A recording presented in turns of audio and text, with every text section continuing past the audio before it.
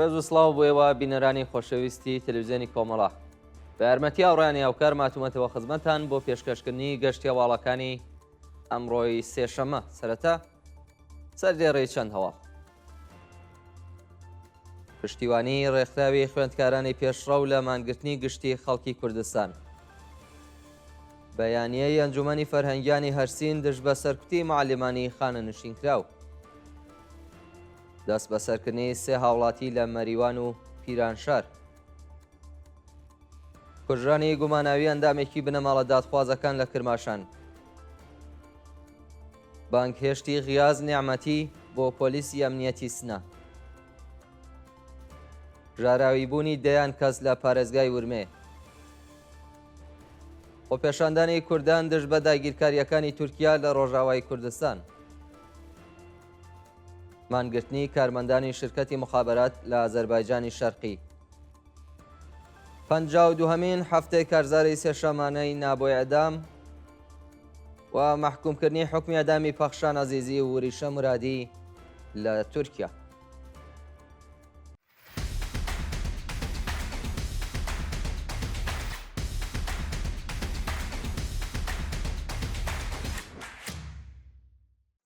پشتیوانی ڕێکخراوی خوێندکارانی پێشڕەو لە مانگرتنی گشتی خەڵکی کوردستان.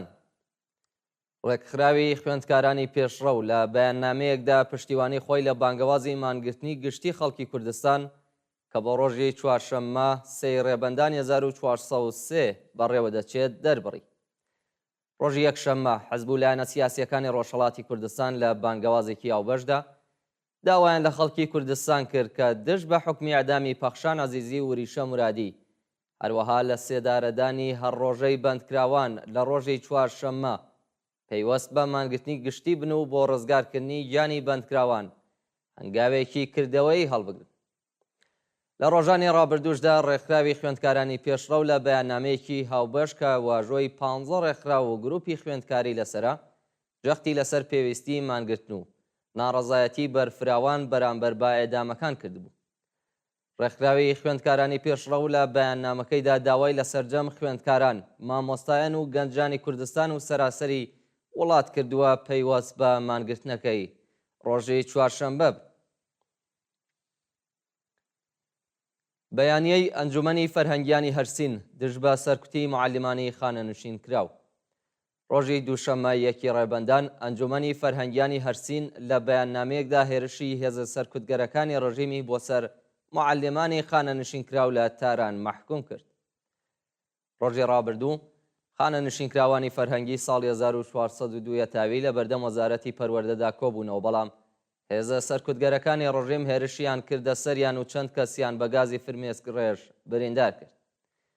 ئەنجومەنی فەرهەنگیانی هەرسین لە ئاستاڵچووکەوتی هێزە ئینتیزامیەکان ناڕەزایەتیان دەربڕی و لە بەیاننامەیەکدا ڕایان گەیاند ئەو شتەی خانە نشینکراوانی ناچار کردووە شەقام وەکو گۆڕەپانی خەبات بۆ گەیشتن بە مافەکانیان هەڵبژێرن ناکارەمەیی و گەندەڵی دەسەڵاتە.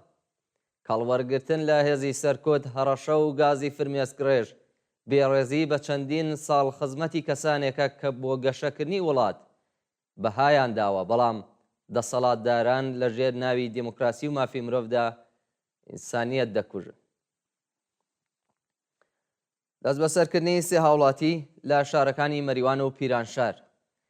ڕۆژی دووشەمەیەکی بەفرامبار سێ هاوڵاتی لە شارەکانی مەریوان و پیرانشار بە ناوەکانی ڕامیار کاوە، محەممەد سۆهرابی و ئەنوەر ئیبراهیمی لەلایەن هێزە ئەمنیەتیەکانەوە دەست بەسەر کراون. بەپێی زانیاریەکان هێزەکانی حکوومەت، ڕامیار کاوە شارۆمەندی خەڵکی گوندی نێی سەر بە شاری مەریوانیان بانکێشت و ڕفاندووە.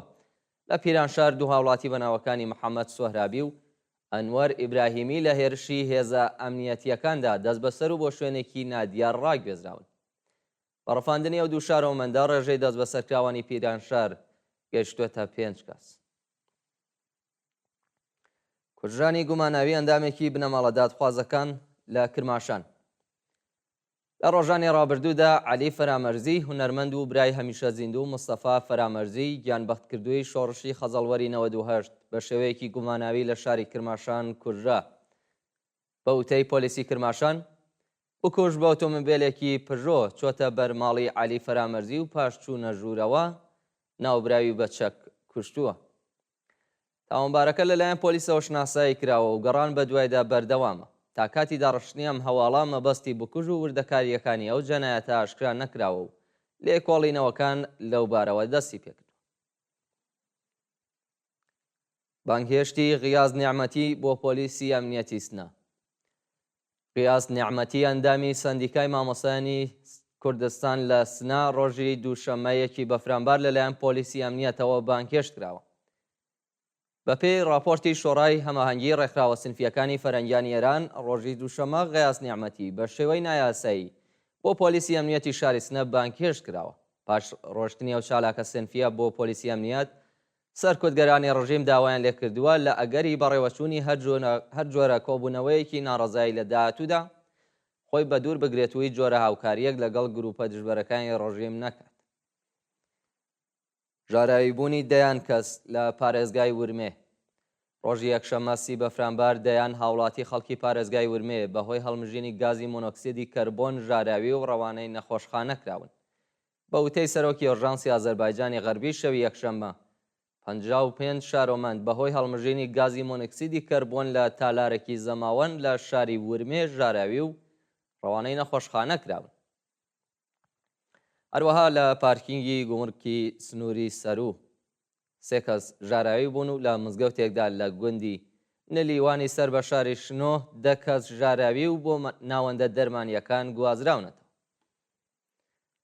خۆپێشاندانی کوردان دژ بە داگیرکاریەکانی تورکیا لە ڕۆژاوای کوردستان. ڕۆژی دووشەممە یەکی ڕێبەندان هەزاران ئاوارەی ئەفرین و خەڵکی دێرەزور لە ڕۆژاوای کوردستان دژ بە دەوڵەتی داگیرکەری تورکیا خۆپێشاندانیان کرد و کوردانی ئاڵمان بۆ جارێکی دیکە دژ بە جەنایەتەکانی تورکیا لە کۆبانی ڕژانە سەر شەقام و ناڕەزایەتیان دەربڕی.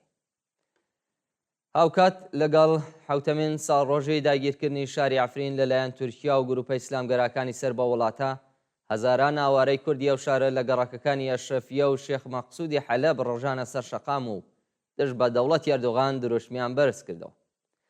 هاوکات لە دێرە زور خەڵکی ئەو شارە بۆ پشتیوانی لە هێزەکانی سووریای دموکراتیک کۆبوونەوە و خوازیاری ڕاگررتنی هێرشەکانی تورکیا و بەکرێ گیراوەکانی بۆ سەر ڕۆژاوای کوردستان بوون. لە شارەکانی دۆرتمۆند و درامشتاتی ئاڵمان کوردان بەرامبەر بە جەنایەتەکانی تورکیا لە ڕۆژاوای کوردستان کاردانەوەیان نیشاندا و داوایان لە کۆمەلگای جیهانی کرد پشتیوانی لە خۆبەڕێوەبەرایەتی ڕۆژاوای کوردستان بکەن و ڕێگە لە هێرشەکانی تورکیا بگرن.